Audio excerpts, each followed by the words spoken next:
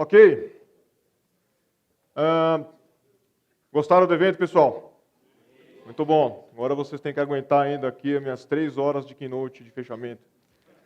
Estou brincando, eu não posso sair daqui de 3 horas, senão vou pagar a multa no hotel aí, mas vamos lá. Pretende ser rápido, a gente está um pouco atrasado aí no tempo e uma das coisas que a gente quer, cara, como organização de alta maturidade é respeitar, né, o tempo, né? É respeitar o tempo do cliente. E a primeira coisa que eu quero mostrar para vocês, cara, isso aqui ainda não é a apresentação, mas uma das coisas que a gente fez, cara, no Lean Kanban Brasil 2018, em abril, foi uma pesquisa de maturidade Kanban. E essa pesquisa, cara, teve 177 pessoas que responderam essa pesquisa. Ela ficou no ar aí aproximadamente uns 20 dias e 156 empresas, cara, de todo o Brasil. Responderam uma pesquisa simples, cara, avaliando algumas características do KMM que nós podemos observar fazendo um questionário rápido pela internet. Talvez essa pesquisa aqui ela não tenha todo o primor científico, mas dá para a gente ter um senso, cara, de como que o mercado brasileiro está indo com o Kanban. Tem um conjunto aqui de mais ou menos uns 5, 6 gráficos que vai dar uma ideia de como que nós estamos. Eu acho que isso é muito importante para nós como comunidade, tentar entender o que a gente tem que melhorar, o que a gente tem que compreender melhor, tá? Então vamos pro primeiro slide aqui, tá? Tá meio apagado, mas uma das perguntas que a pesquisa fez é: aonde está o trabalho heróico? Se a sua organização depende muito de trabalho heróico das pessoas, ou se a sua organização, cara, depende muito de trabalho heróico dos gestores. Ou se a sua organização, cara, não precisa de nenhum trabalho heróico. E esse dado aqui mostrou para nós uma correlação, cara, que o KMM diz que tem. Existe uma correlação entre o estilo de Kanban que você usa e, possivelmente, uma profundidade da sua maturidade. O que esse gráfico aqui está mostrando para nós é que, aqui está bem pouco apagado, tá? Mas aqui seria nenhuma sobrecarga, nenhum trabalho heróico dos gestores, trabalho heróico dos indivíduos, tá? Ou das pessoas, dos contribuidores. Tá? E o que esse gráfico está mostrando para nós é que quanto mais profunda a sua implementação Kanban, menos trabalho heróico tem. Não são nem pessoas tendo atos de trabalho heróico e nem gestores. Tá? Eu vou liberar esses dados para vocês nessa apresentação. Mais uma informação importante. A autonomia da organização, a autonomia ou ao nível de autoridade que a organização dá e o estilo de Kanban. Esse foi um dado que nós também avaliamos nessa pesquisa. E esse gráfico aqui está mostrando duas coisas interessantes. A primeira, cara, é que no mercado brasileiro a gente ainda tem bastante personal Kanban. E no personal Kanban, geralmente você tem mais uma autonomia individual e do time, não se expande tanto nem para a unidade de negócio e nem para a companhia como um todo. A pergunta foi, cara, qual que é o seu nível de autonomia? Algumas pessoas falaram, cara, não tenho autonomia nenhuma, ou tenho só autonomia para o meu trabalho, tenho autonomia no meu time, tenho autonomia na minha unidade de negócio, ou tenho autonomia na organização como um todo. Nós tivemos menos respondentes aqui no Kanban End-to-End, porém você consegue ver uma correlação bem forte que quando você tem uma implementação Kanban que vai de ponta a ponta, você possivelmente tem uma organização que dá mais autonomia. Pessoal, isso aqui não é uma... todo mundo sabe disso, né? A gente escuta bastante sobre esse assunto. Cara, correlação não indica causa, né? Porém, como eu falei, isso aqui é muito mais uma coisa... nós estamos avaliando a fenomenologia e não necessariamente a causa. Tá? Mais uma informação. Tipo de Kanban e sobrecarga de trabalho. Esse foi um outro dado que nós avaliamos nessa pesquisa. E o que nós vemos aqui, cara, é que também tivemos uma correlação que está prevista no KMM, dependendo de como que o seu estilo de Kanban vai mapear para uma maturidade diferente, e não só isso, vai ter um nível de sobrecarga menor. Então, isso aqui foi o que nós avaliamos com relação à sobrecarga, e você pode ver, cara, que numa implementação onde o Kanban vai end-to-end, você tem menos sobrecarga frequente no seu sistema. Tá? Pessoal, os dados aqui, eles, logicamente, estão ordenados de uma forma que quem respondeu mais personal Kanban tem esses tem essa amplitude, né? Porém, você pode notar, cara, que, logicamente, que aqui é muito raro uma organização que tem um Kanban end-to-end entrar no estado de sobrecarga. Tá? Uma das razões, pessoal, de lá em abril eu rodar essa pesquisa com a comunidade brasileira foi exatamente, cara, para avaliar, cara, se as previsões, cara, do KMM funcionam, se as coisas que o KMM diz que acontecem, de fato acontecem.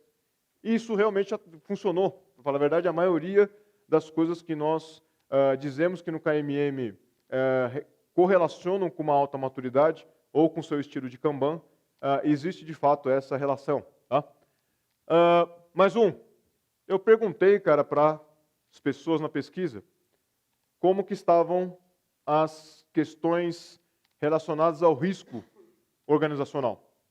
Tá? Se vocês julgavam a organização como frágil, uma organização mais robusta ou resiliente. E nesse gráfico aqui eu estou amarrando com a autonomia. E o que nós notamos é que aquelas organizações que estão dizendo que estão gerenciando o risco, que estão inovando, que estão tendo uma capacidade de investir, criar novos modelos de negócio, novos produtos, elas também dão mais autonomia. Tá? O mercado brasileiro basicamente tem mostrado bastante robustez, quando a pergunta é exposição ao risco e modelo Nassim Nicholas Taleb. Tá? Pessoal, esse aqui é um gráfico que, baseado nas respostas que as pessoas deram na pesquisa, nós conseguimos no KMM mapear para algum nível de maturidade. Esse modelo aqui, para te falar a verdade, ele simplesmente pega todas essas correlações e tira uma média. Eu preciso validar esse modelo, se isso aqui de fato tem uma validade científica ou não. Porém, mais uma vez falando, só para você ter um senso de como que está o Brasil, nessa pesquisa, como eu falei, envolveu 177 pessoas de 156 empresas. O que nós temos no Brasil é basicamente isso. Muitas organizações fazendo transição para maturidade 2, mais ou menos um terço. Um terço das organizações estão aqui em maturidade 2, transacionando para 3, e algumas organizações já estão em maturidade 3, e poucas fazendo transição para maturidade 4. Eu fiquei bastante surpreso com esses dados. Eu fiquei bastante, para falar a verdade, animado. Possivelmente, cara, a forma como nós da LKU estamos tentando educar o mercado brasileiro tem mostrado resultado. Tá? E uma evidência que nós temos disso é este outro número que eu coloquei aqui. Eu fiz uma pergunta na pesquisa se você tinha pessoas treinadas em Kanban, se eram poucas, se eram muitas, ou se não era nenhuma. E a correlação que nós temos em muitas pessoas treinadas em Kanban mapeiam para uma maturidade média mais alta. Mais uma vez, uma evidência que a forma como a gente tem educado o mercado tem funcionado. Tá? Pessoal, eu vou passar esses dados para vocês. Para falar a verdade, possivelmente, esses dados eu preciso compartilhar com a própria LKU de uma maneira mais formal, mas são informações que eu queria apresentar para vocês antes do meu keynote. Agora sim, cara, uma década de Kanban, 7 lições aprendidas. Essa foto aqui, cara, ela é bastante histórica. Aproximadamente 2009, final de 2008, eu estava numa situação com um cliente que era uma grande seguradora, e essa grande seguradora queria fazer aquilo de uma forma, até, na minha opinião, um pouco adiantada, a famosa transformação ágil. Tá?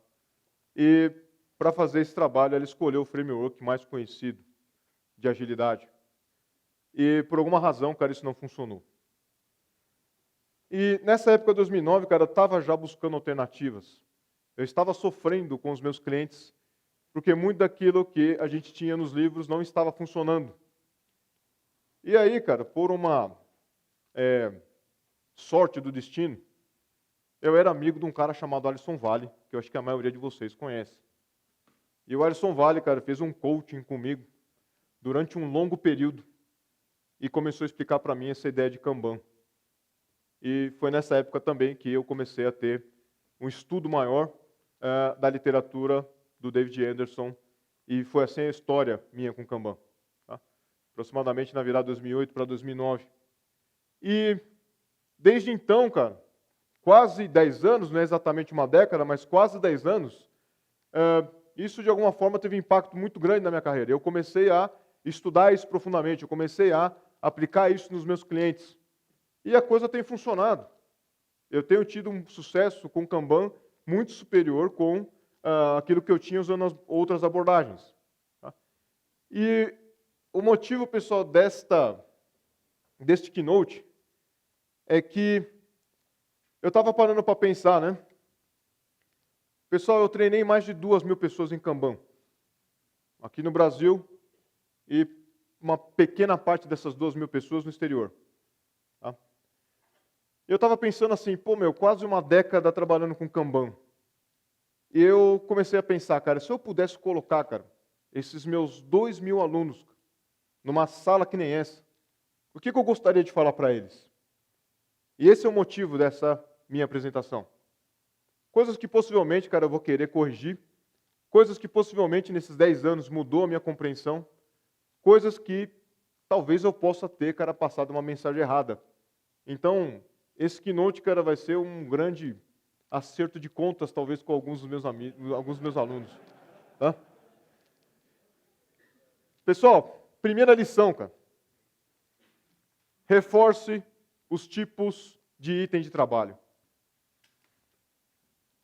É muito comum, cara, se você olhar o seu quadro Kanban, a forma como você fez o seu Kanban System Design, é bem provável, cara, que você dê um nome genérico para as coisas que estão ali.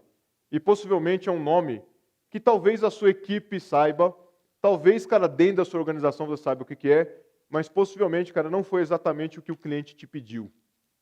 Tá claro? Sabe um dos problemas que muitas vezes, né? Sabe aquela crise que se passou com o Scrum durante muito tempo? De, nossa, é muito difícil de convencer o meu cliente a trabalhar com Scrum. Alguém passou por essa crise, pessoal? Sim.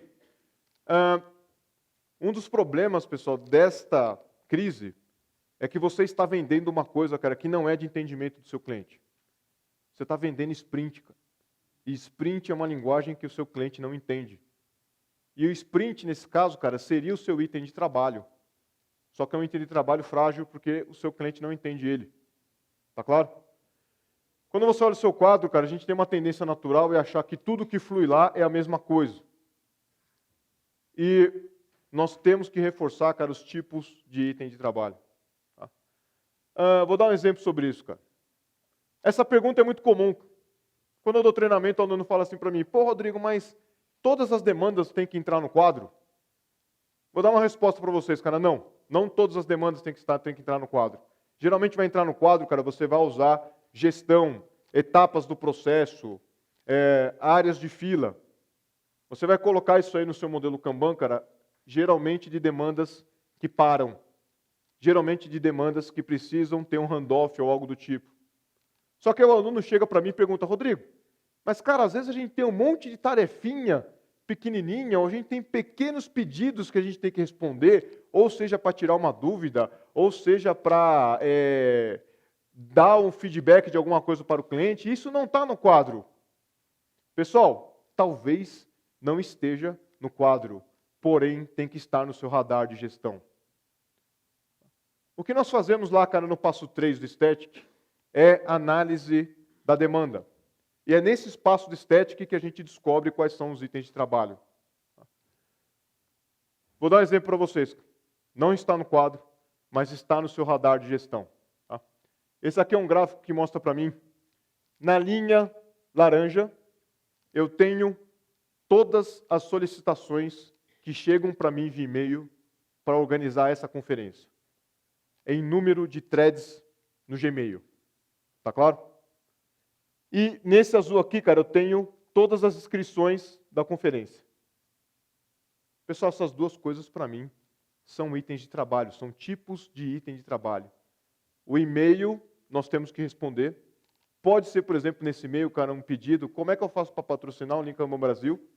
Pode ser, por exemplo, um pedido, Rodrigo, cara, eu quero fazer uma inscrição para um grupo, cara, porém, cara, é serviço público e por conta disso tem que entrar no nosso processo aqui de compra. Pode ser simplesmente, cara, um aluno, ex-aluno, ô Rodrigo, lembra de mim naquele treinamento lá de 78? Então, cara, pô, eu quero um desconto aí para participar, cara, da conferência e tal, né? Geralmente a gente tem uma política, tá? Já vou falar para vocês se prepararem para o ano que vem. Pessoal, o desconto que nós damos no Lean Kanban Brasil é bem simples, cara, compre antes. Tá? Nós temos já um modelo de desconto, cara. É o Super Early Bird, o Early Bird e o normal. Tá claro? Então o que acontece? Se você quer comprar barato, compre antes. Esse é o nosso modelo, a nossa política de desconto. Tá claro? Só que isso aqui, cara, são todos os itens de trabalho que nós chamamos thread de e-mail, que são demandas que caem, cara, na nossa caixa, que a gente tem que responder. É um item de trabalho. Tá no quadro, não faz o mínimo sentido para você colocar isso no quadro. Agora o que acontece? Essas demandas aqui, cara, elas tomam tempo. Às vezes eu preciso pensar. Toma capacidade? Toma. Isso aqui, por exemplo, pessoal, pode ser uma justificativa para eu chamar um assistente ou algo do tipo. Como eu falei, cara, não está no quadro, mas logicamente, cara, que está no seu radar de gestão. Tá? Rodrigo, mas como é que eu faço para tangibilizar isso? Isso aqui é uma prática que eu não sei se fui eu que inventei. Possivelmente eu devo ter visto por aí. Não estou dizendo que eu inventei isso, mas uma prática que eu tenho usado bastante para esse tipo de demanda, que é transacional, que é pequena, que muitas vezes você não vai gerenciar lead time, você vai gerenciar só a volumetria. Você pega um Kanban. Pode ser um quadro lá na sua parede, você simplesmente pega e coloca lá o que você está fazendo. Tá claro? E o que você faz? Junta mais coisa, né? Quando chega no fim da semana, você cria um ticket falando, olha, na semana 1 que eu estou usando aqui meu Kanban rápido, foram 11 demandas. Tá? Essa é uma prática que você pode começar a rastrear essas coisas que você fica em dúvida ou não. Pessoal, você muitas vezes, cara, gerenciar os itens de trabalho é algo que vai te dar algum poder de gestão. E isso também, pessoal, gera muitas vezes no seu serviço, gera muitas vezes na sua equipe interrupção. E você pode, por exemplo, fazer uma análise de causa-raiz nesses tickets para ver por que eles acontecem. Essa primeira lição, pessoal, foi extremamente simples, tá? Mas eu tenho visto essa dúvida de forma bastante frequente. Lição 2. Essa daqui acho que é o maior aprendizado que eu tive, cara, com Kanban nesses 10 anos. Eu tenho repetido, para falar a verdade, isso aqui bastante nos últimos 7. Kanban é uma abordagem orientada a serviços. Ela não é uma abordagem orientada a times. Se você tem, cara, o seu Kanban do seu time, cara, que possivelmente ele pode estar limitado àquele número cabalístico que é 7 mais ou menos 2.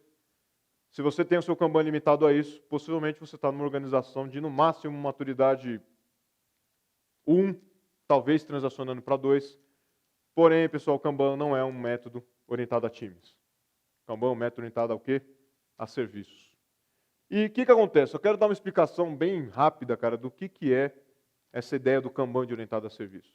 Você tem um mercado aqui, cara, e o mercado, principalmente, talvez, pessoal, no ano que vem, cara, quando talvez a nossa economia possa retomar, não estou entrando no mérito político aqui, porém, nós já estamos vendo que nesse ano de 2018 as coisas saíram pelo menos do fundo do poço. Cara, o mercado tem um monte de oportunidade, o mercado tem um monte de coisa que você pode explorar. Só que uma das coisas que nós mais falamos hoje sobre gestão, cara, é você ter foco.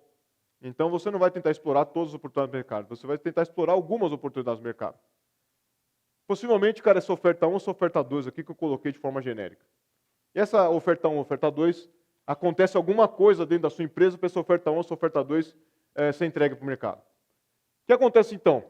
Se você olhar dentro da sua organização, você tem lá o departamento de marketing e vendas, você tem toda uma área aqui, cara, que lida com a oferta 1, você tem toda uma área aqui que lida com a oferta 2, e por alguma razão, cara, você tem um time aqui, cara, que está de forma genérica aqui, um time hub, que serve essas duas áreas.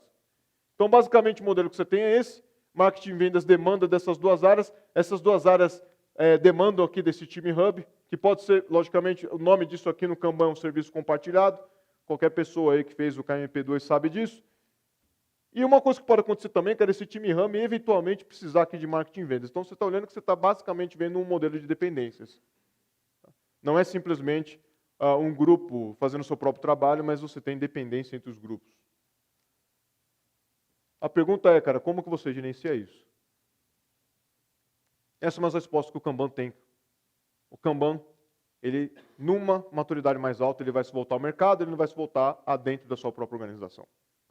O Kanban, cara, principalmente uma maturidade 3, ele vai se voltar ao cliente que você está atendendo e não para o que acontece dentro da sua empresa.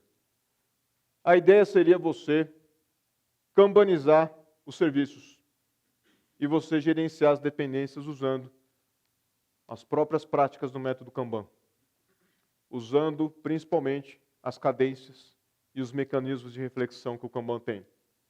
Então o que acontece, pessoal? Como eu falei para vocês, o que o Kanban vai se interessar, cara, é pelo serviço.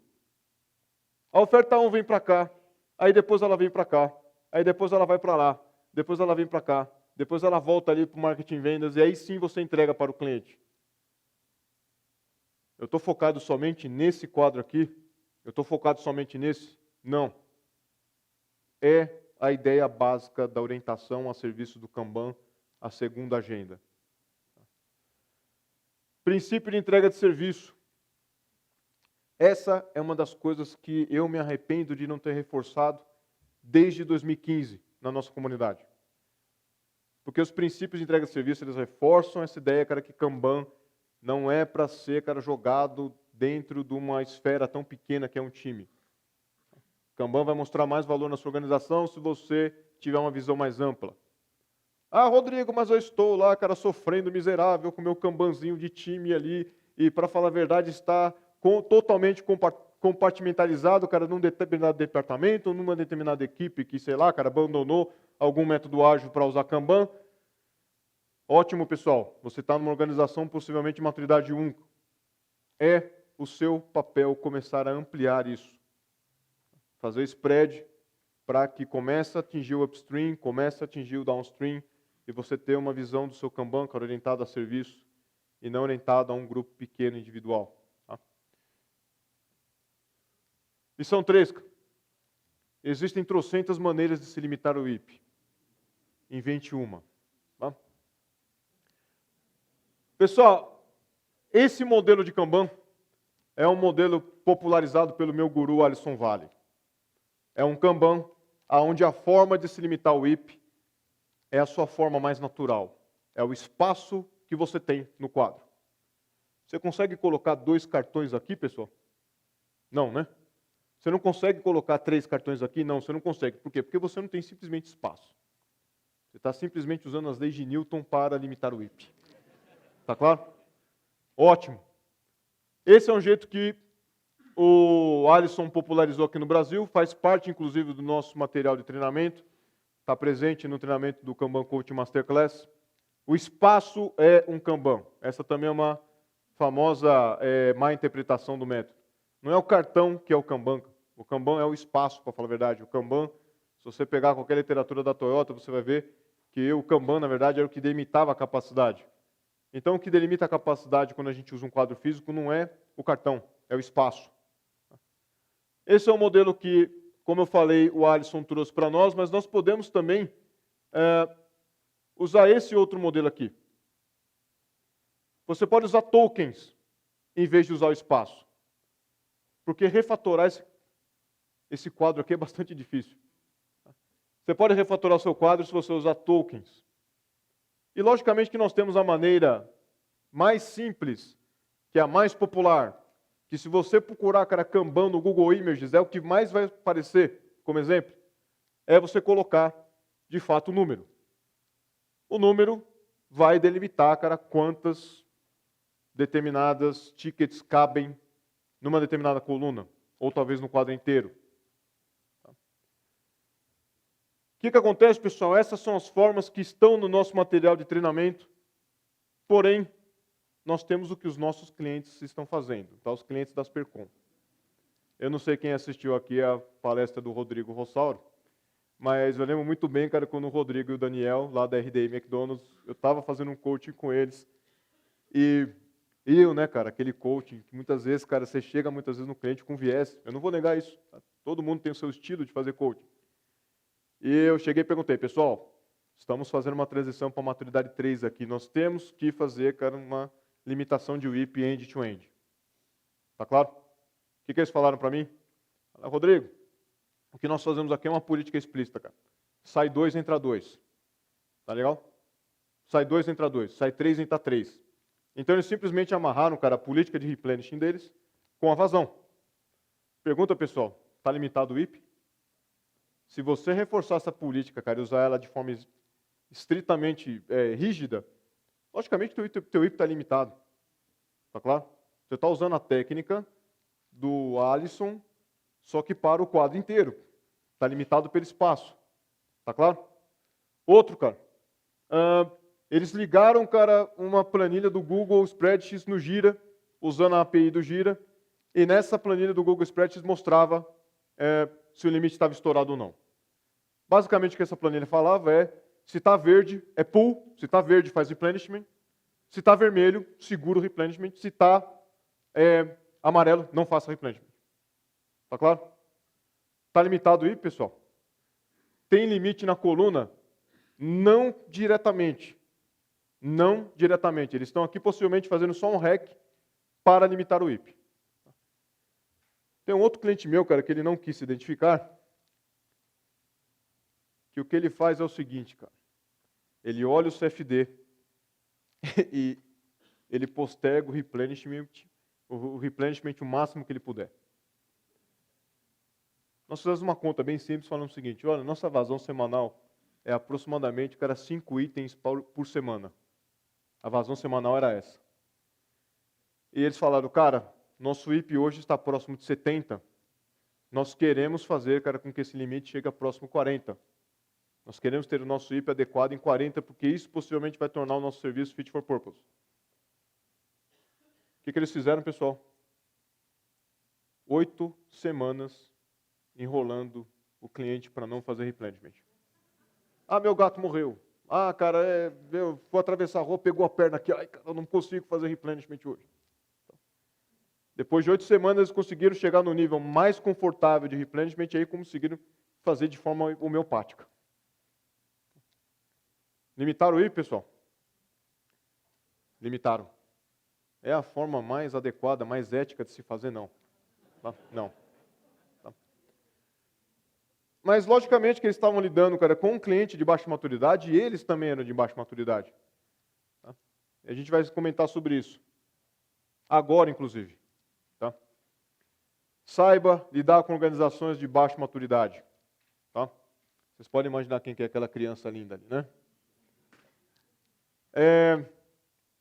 Pessoal, eu quero passar alguns exemplos aqui para vocês, tá? Eu não vou ler para não tomar muito tempo, mas eu tenho a Ana aqui que ela tem esse cenário aqui financeiro dela. Estou fazendo aqui uma parte sobre educação financeira. Aí nós temos o Igor, que tem essa situação aqui. Está um pouquinho melhor que a Ana aqui. E depois nós temos o João, cara. O João aí tem um patrimônio de 1 milhão.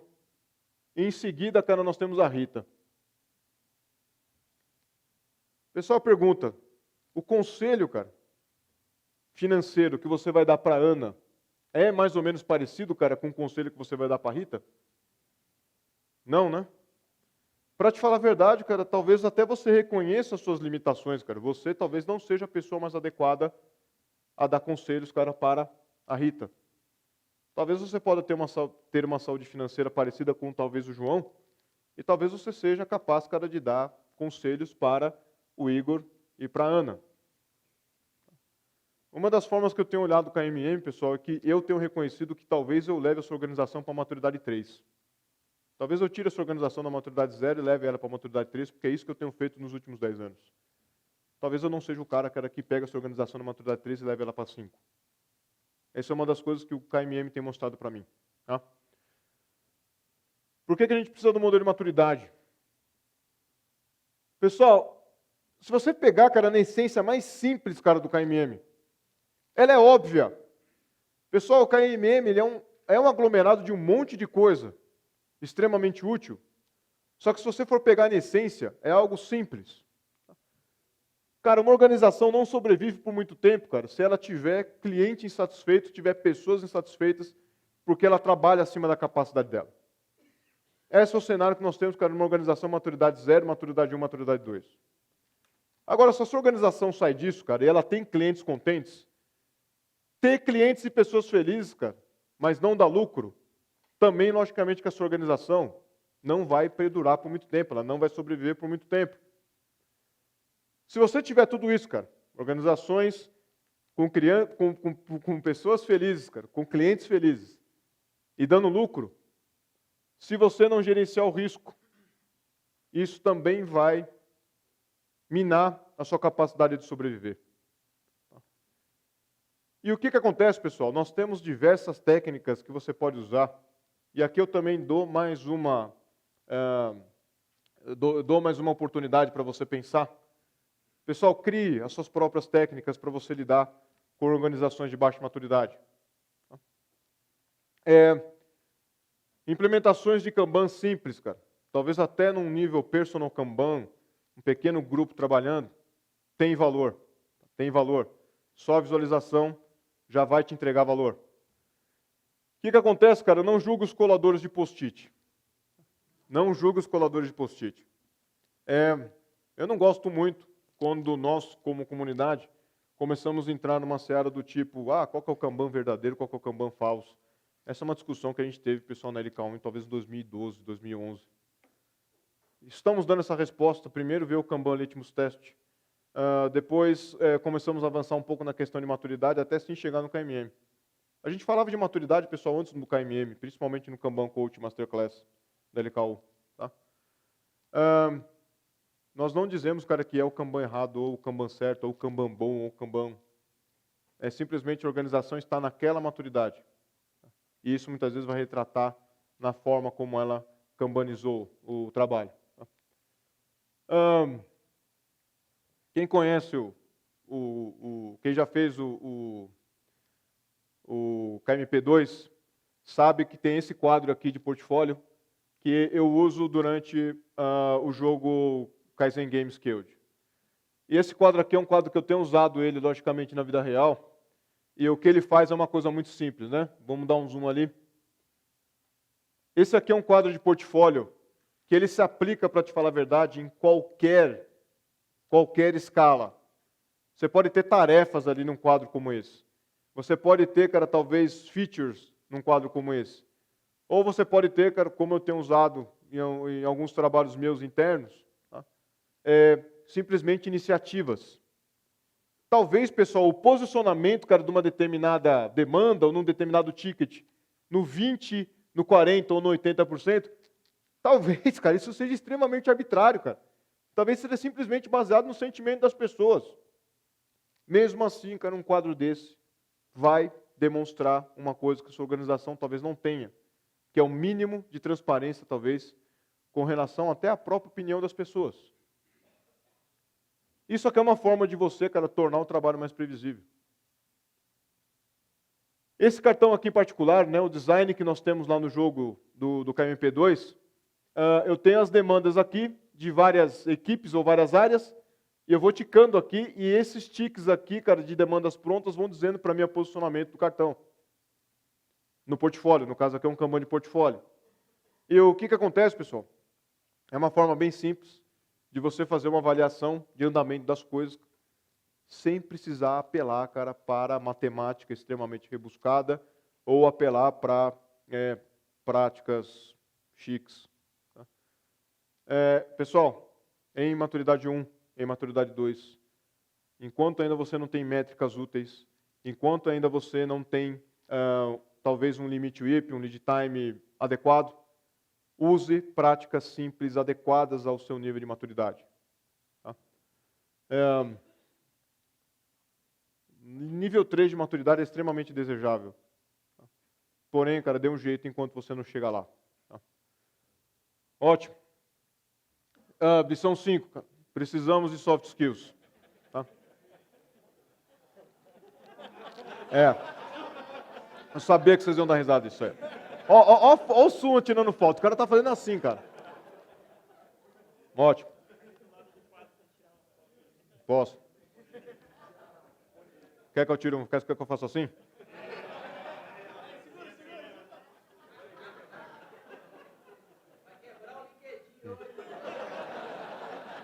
Ótimo. Aproveita que você está com o celular na mão, tá? E olha o próximo aqui, ó.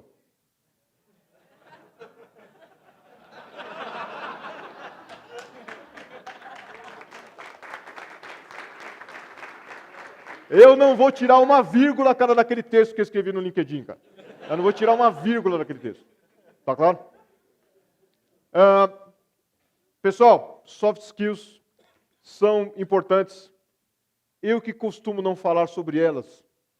Uma coisa que eu acho muito importante, pessoal, é que está no momento, cara, de possivelmente eu compartilhar muito da liderança da comunidade Kanban com vocês que estão aqui. Tá? Muitas pessoas. Tá? E um problema que eu tenho notado, cara, até uma das pessoas que ajudou, cara, a ver esse problema foi o Lula, né? Cara, não reflitam, cara, o Kanban ou a comunidade Kanban global em mim. Talvez eu não seja um bom exemplo. Tá claro? Talvez eu não seja um bom exemplo. Pessoal, o que a gente aprende no Kanban Coaching Masterclass? Essa aqui foi a foto da turma que terminou essa semana. Eu e o Alexei Zeglov entregamos essa turma com muitos dos presentes aqui. Tá? You have something to say, Alexei? No? You just raise your hand. So. Que nós aprendemos? Eu ia começar a falar inglês, cara. Que nós aprendemos no Kanban Coaching Masterclass? Nós aprendemos técnicas que vão ajudar vocês a principalmente gerenciar melhor, liderar melhor. E o Kanban Coaching Masterclass possivelmente é o treinamento mais pônei, cara, da Kanban University. Tá? Mas não, nós não temos, cara, as questões pônei lá. Tá? Só estou falando para vocês pegarem a ideia. Tá? Pessoal, uma das coisas que vocês vão ter que aprender, cara, de soft skill para motivar a mudança, é saber, cara, a identidade das pessoas, não só de indivíduos dentro da sua organização, mas também de grupos, mas também a identidade, cara, da própria empresa. Tá? Uma história que eu contei, pessoal, para algumas pessoas que estavam lá no Masterclass, a Aspercom em si, que é a minha empresa, acho que poucas pessoas aqui, cara, vão lembrar dessas histórias. Mas a Aspercom ela já tem 20 anos. Teve uma época, cara, que a Aspercom era... nós nos posicionamos nessa época como uma empresa de arquitetura Java. Alguém lembra dessa época? Alguém estava nessa época? O Celso? Sim, o Rodrigo. Aí a gente passou por essa fase. E tem uma fase que eu vou falar para vocês que particularmente eu gostava muito. E, na minha opinião, um problema que não está resolvido no mercado. Teve uma época, pessoal, vocês vão rir, eu tenho certeza. A identidade da Aspercom era a sua escola de análise de sistemas. Eu treinei aproximadamente umas 5.000 pessoas no ML, cara. E RUP, e eu acredito que esse aqui deve ser um número maior, cara. Quem fez treinamento de UML comigo? Levanta a mão, deve ter algumas pessoas. Ninguém? Uma pessoa... o Gilberto. Oi. Sim. Essa relíquia evolucionária, cara, da história das Aspercom, você consegue ver no meu blog. Tá? Outra coisa que a gente aprende, cara, como motivar emocionalmente a mudança, usando o modelo do Daniel Kahneman. Tá? System 1, System 2. System 1 seria nosso lado emocional, né, nossa percepção sensorial. System 2 seria o nosso lado racional ou o nosso lado lógico. A forma como você vai lidar muitas vezes com a mudança, na maioria das vezes, ela é pessoal e ela é emocional. Tá? Só organizações de alta maturidade que tomam decisões mais racionais. E você tem que aprender a lidar com isso. Se a sua organização for de baixa maturidade, você tem que saber como motivar ela emocionalmente. Tá? Tem uma versão desse slide aí para millennials, tá?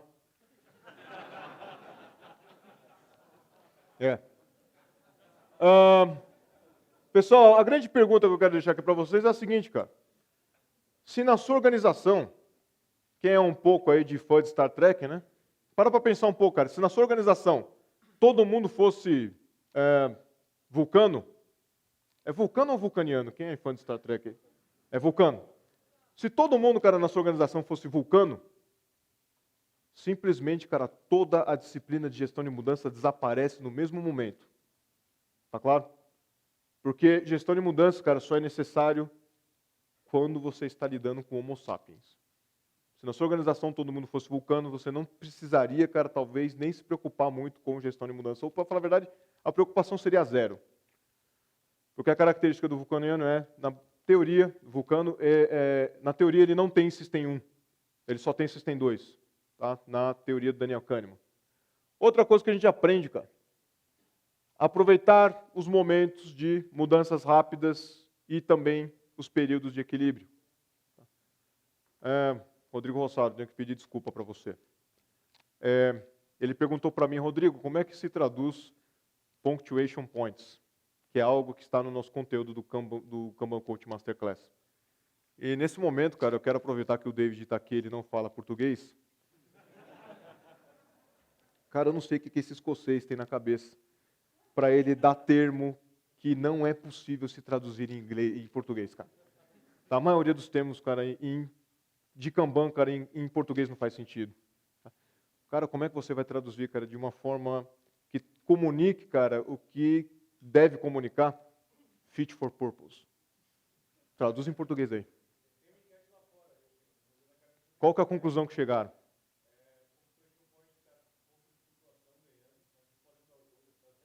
Sim.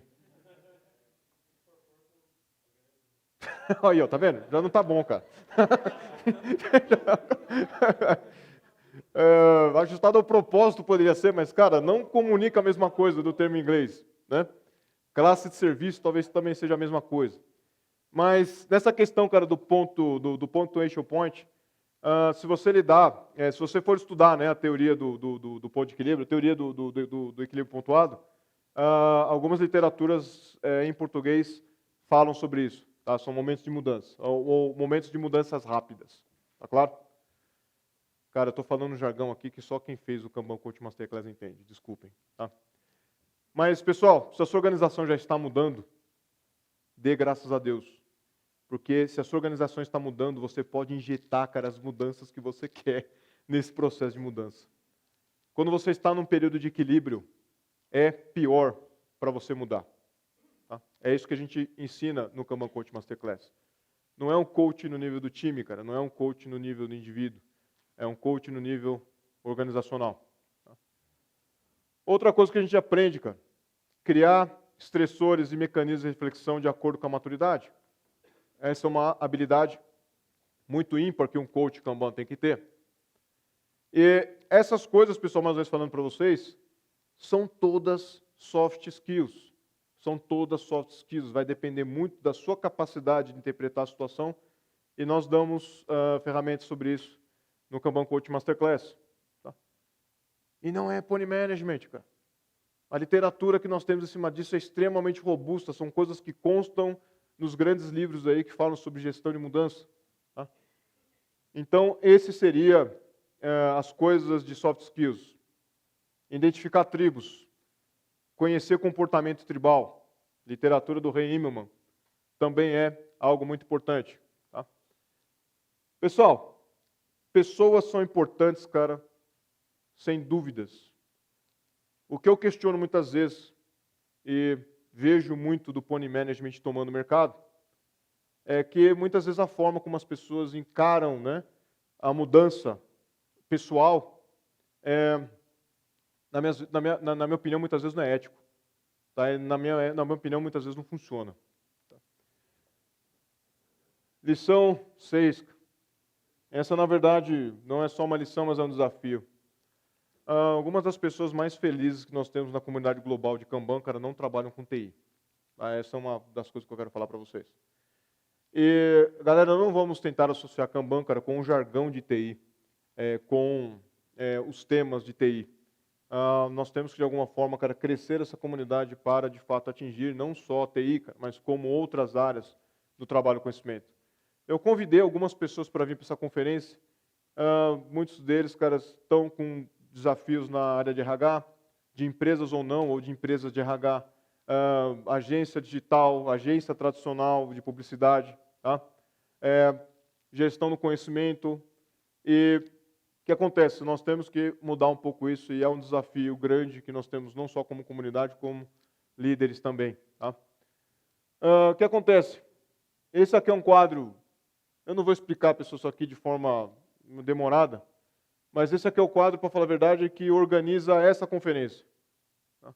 Basicamente, o que flui aqui são iniciativas de marketing, coisas que chegam para vocês, possivelmente na lista de e-mails, ou coisas que a gente atualiza no site, ou novidades, ou novos vídeos.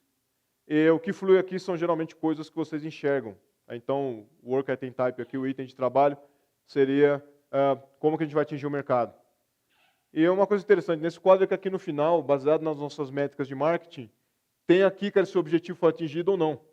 Eu tenho um threshold dizendo para mim, cara, se essa iniciativa foi fit for purpose ou não. E o que flui aqui, pessoal, é o que é o meu trabalho muitas vezes, cara, é fazer um marketing desse evento, é fazer conteúdo chegar em vocês. Tá? A evidência que nós temos, cara, na comunidade brasileira é refutável. Nós tivemos case no ano passado de uso de Kanban em área jurídica, nós tivemos case de Kanban na área jurídica nessa conferência aqui esse ano. Kanban no marketing, aí o Cleiton e o Coraci Júnior apresentaram nos webinars dessa conferência no ano passado. Tá? Gestão do conhecimento, o Maurício Correia da Softplan já está com um conteúdo preparado, a gente vai gravar isso em um webinar, vamos disponibilizar para vocês.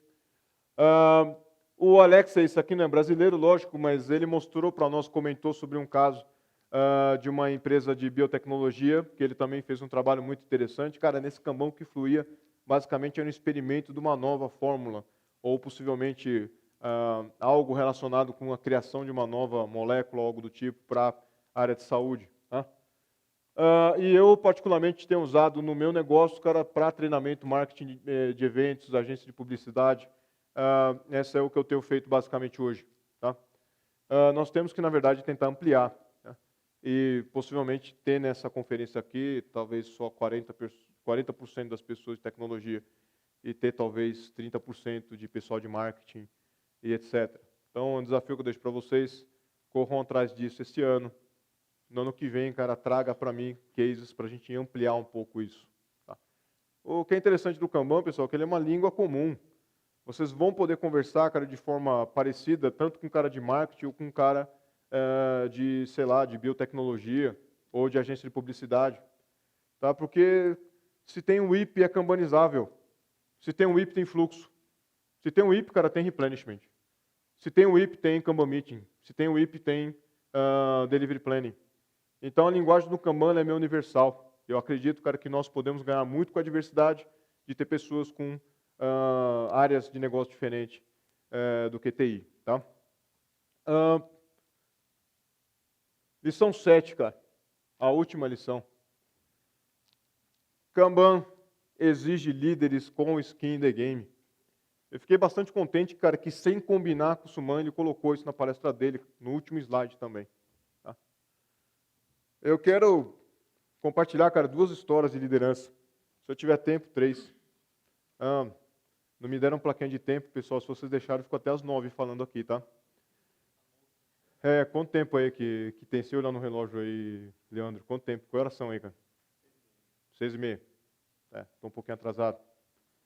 Pessoal, a primeira história de liderança que eu quero compartilhar com vocês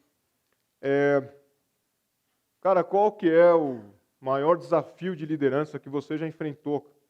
Não só na sua carreira, como na sua vida.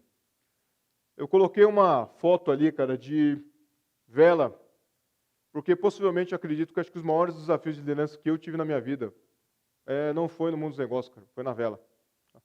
Algumas pessoas me conhecem, sabem que eu gosto de velejar. E teve uma vez em particular que eu estava no barco do meu irmão. O meu irmão Ricardo, ele mora no veleiro. O meu irmão passou um tempo na Argentina, estava voltando para o Brasil. E quando ele chegou em Itajaí, ele convidou alguns amigos dele para embarcar e levar o barco até Ilhabela, a um veleiro de 50 pés. E olhamos a previsão do tempo. Vai dar. Só que nisso entra uma questão também de experiência. Na verdade, não dava. E o que aconteceu, cara, é que eu estava ali naquela região bastante perigosa até, tá? Qualquer velejador sabe.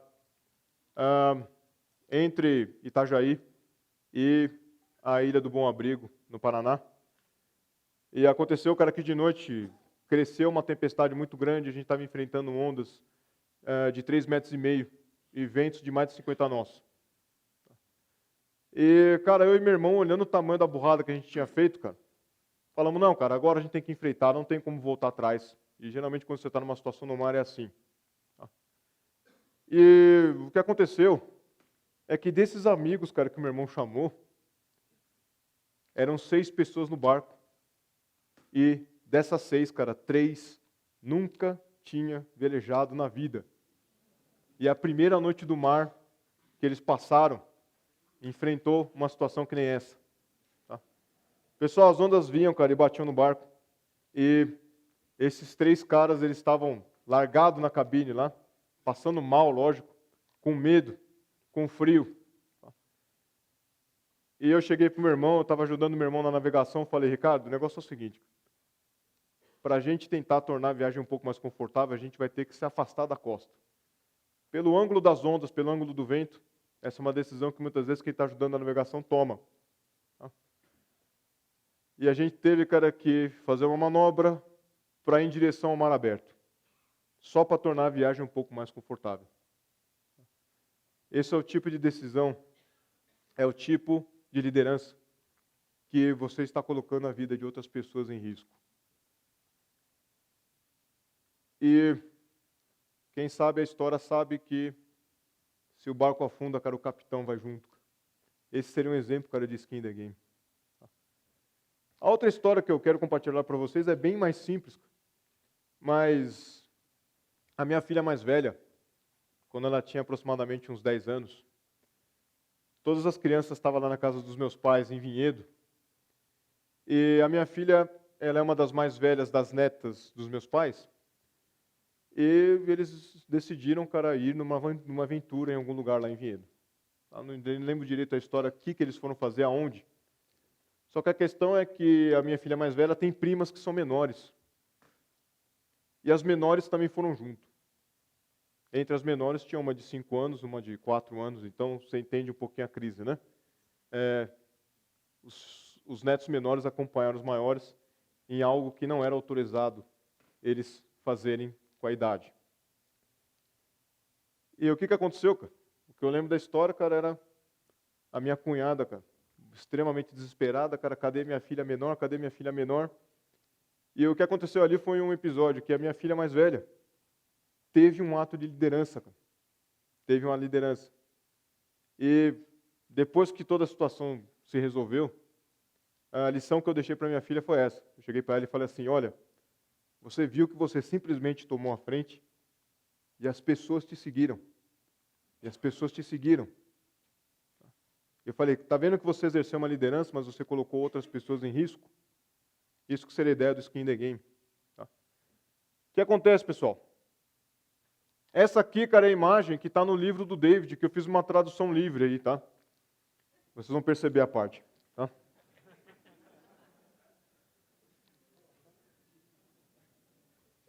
Esse aqui é um conteúdo, cara, que deveria ter no meu KMP1, cara. Quem não fez o KMP1 comigo, você deveria ter visto esse slide. Tá? E a pergunta é, cara, quantos atos de liderança você está vendo, cara, nessa imagem? Quantos atos de liderança você está vendo nessa imagem? 5. 1. Pessoal, para falar a verdade, cada pessoa nessa imagem está fazendo um ato de liderança. Aquela pessoa que está falando, cara, eu estou sobrecarregado, é um ato de liderança. Está simplesmente transmitindo, cara, o que? Transparência, cara. Tá? Aquele que fala, meu, eu estou bloqueado. Também, cara, é um ato de liderança, é um ato de transparência. Aquele cara que está falando, cara, eu estou sem nada para fazer. Também, cara, é um ato de liderança. Não é só aquela pessoa que possivelmente você pode interpretar como sendo, aquele cara ali é o gerente do grupo, ou o cara ali é o coordenador. Não. Porém, faz parte da essência, cara, do método Kanban. Vamos fazer alguma coisa a respeito. Vamos fazer alguma coisa a respeito. O que eu quis traduzir, pessoal, com o tema dessa conferência, é que vocês não só, cara, como era na conferência passada, comece na próxima segunda-feira, tá? Nessa conferência, vamos fazer alguma coisa a respeito, cara. Vamos fazer alguma coisa a respeito. Eu coloquei aqui, possivelmente eu possa ter esquecido de alguns, mas eu coloquei aqui, cara, alguns caras que me ensinaram coisas. Possivelmente, cara, você também merece estar aqui.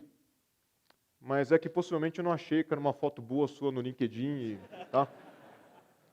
Todo mundo aqui, cara, poderia estar nesse slide. Ah, mas tem alguns caras aqui que eu não conheço, cara. Não tem problema. Tá? A ideia, pessoal, dessa conferência era o quê, cara? Atos de liderança desempenhados por pessoas como você. Então, a mensagem final que eu quero deixar para vocês é: façam algo a respeito. Façam algo a respeito. Pô, esse marketing, cara, bem no final, né? Foi uma bosta. Obrigado, pessoal.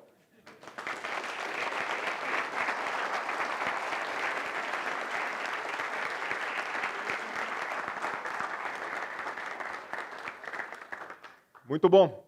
Pessoal, terminou mais um Lincoln Brasil. Para quem vai embora hoje, amanhã nós temos os... Não preciso disso. Amanhã nós temos os workshops. Pessoal, quem vai participar dos workshops amanhã, por favor, estejam aqui no horário. O conteúdo que nós temos a apresentar é bastante denso. Voltem em segurança para casa. E para quem vai embora, nos vemos ano que vem ou em algum lugar na internet.